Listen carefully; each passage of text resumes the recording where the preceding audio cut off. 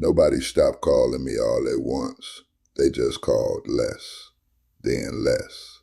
Then on a Sunday in March, I sat in my kitchen from morning until evening, and the phone didn't ring once.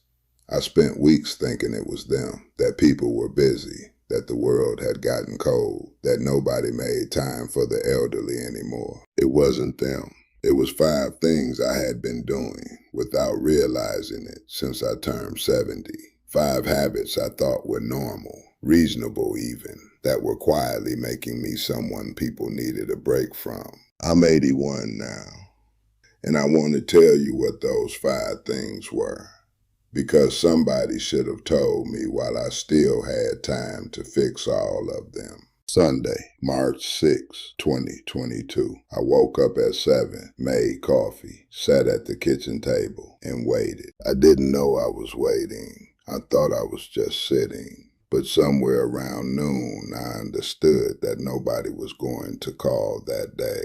Not my daughter Karen, not my son Paul, not my brother Frank, not any of the 3 or 4 people I might have called a friend. The house was quiet in a way I hadn't noticed before, or hadn't let myself notice. And by evening, I had done what I always do.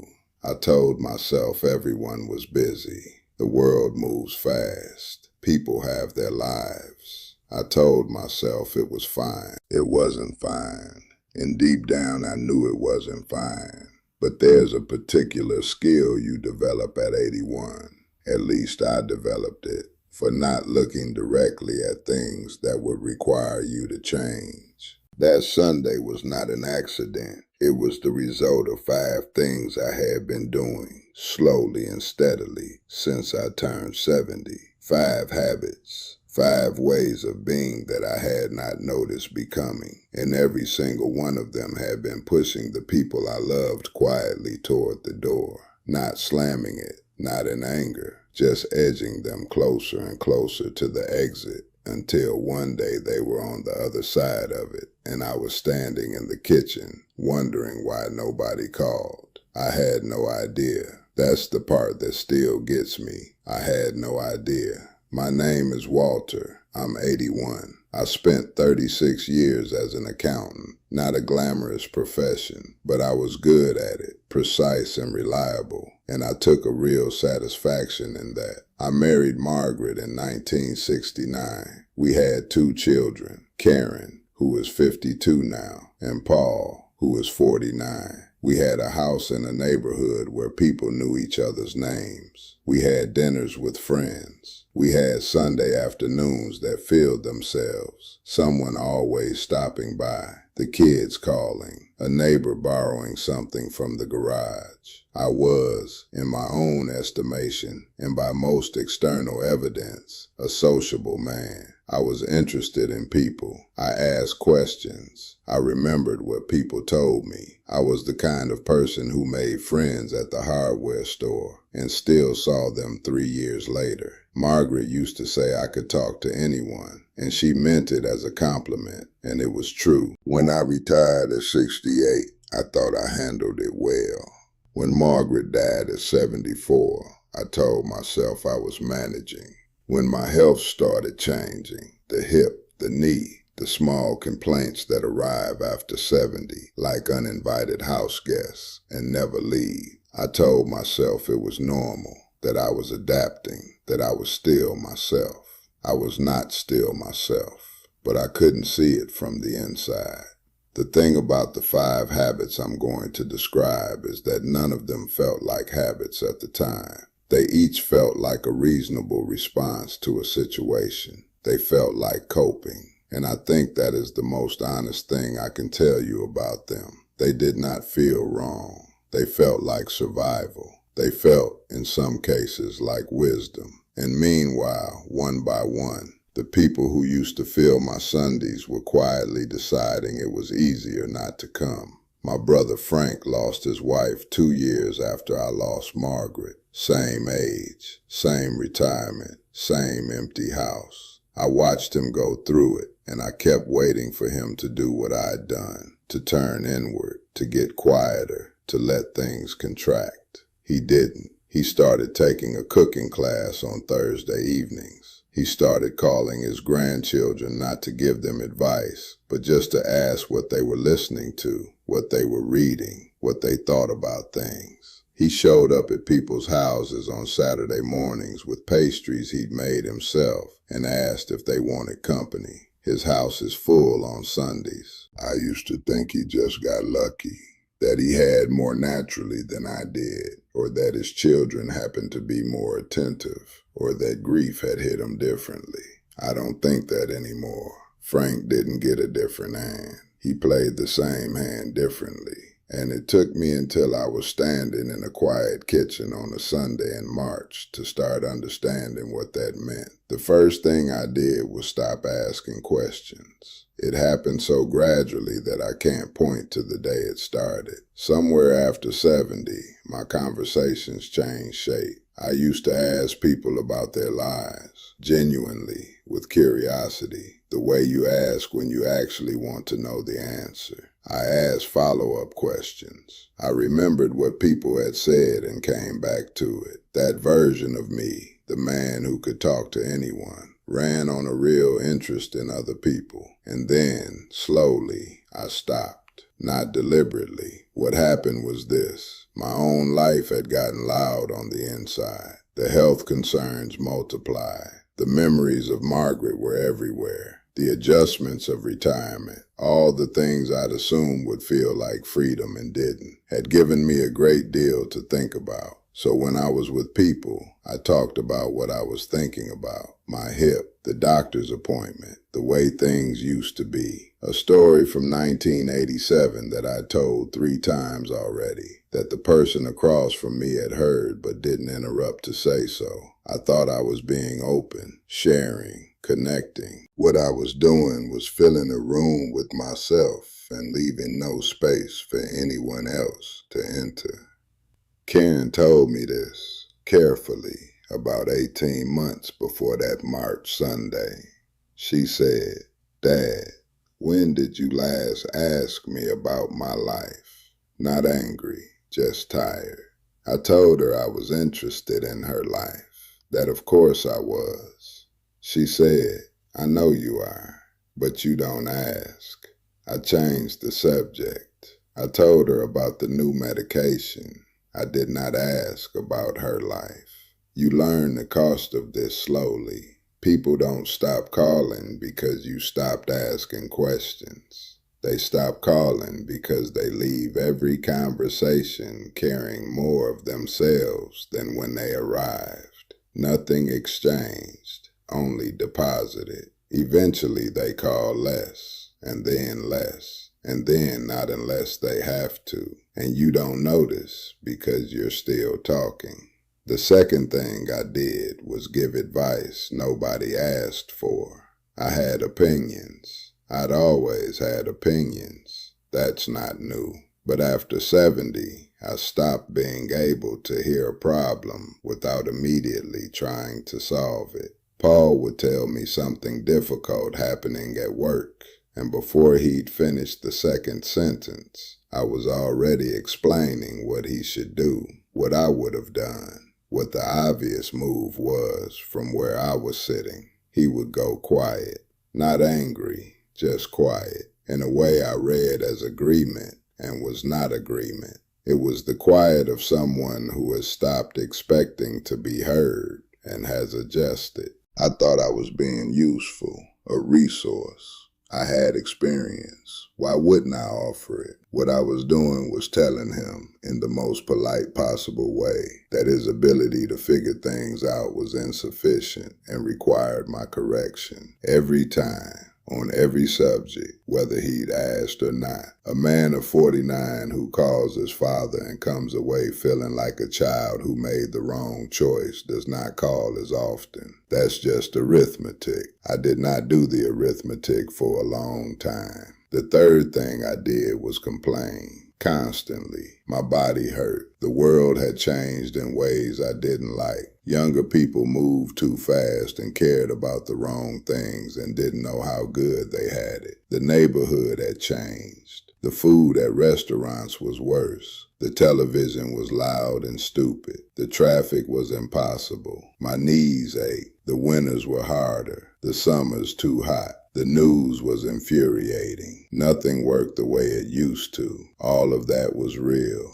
I'm not saying I invented it. Pain is real. Change is real. Grief for the world you understood is real. But I had made complaint the primary texture of my company. To spend an afternoon with me was to spend it inside a long, detailed account of everything that had gone wrong. I did not realize this was a choice. I thought I was just describing reality. What I was describing was my interior, which had become, somewhere in those years, a place where nothing was right. And I was inviting people in and then wondering why they didn't stay.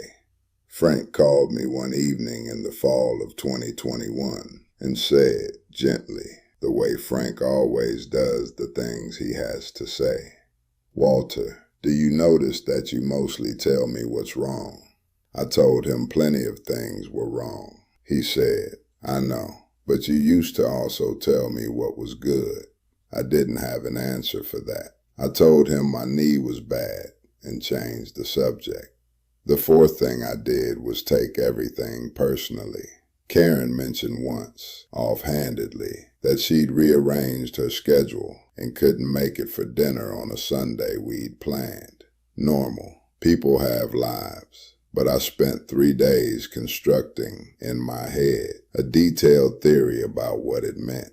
That she was pulling away, that I had done something, that she didn't want to see me, that she was choosing other things over me.